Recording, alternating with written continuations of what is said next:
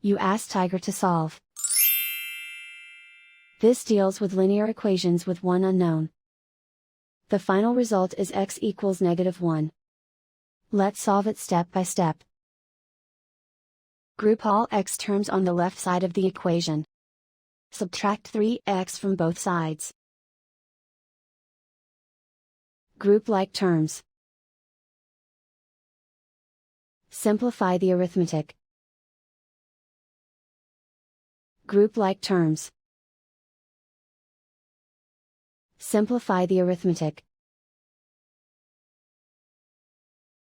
Group all constants on the right side of the equation.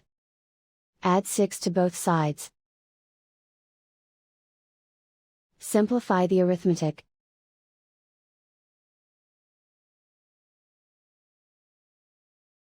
Isolate the x. Divide both sides by 2.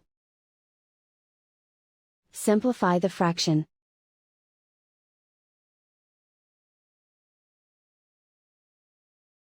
And so the final result is x equals -1.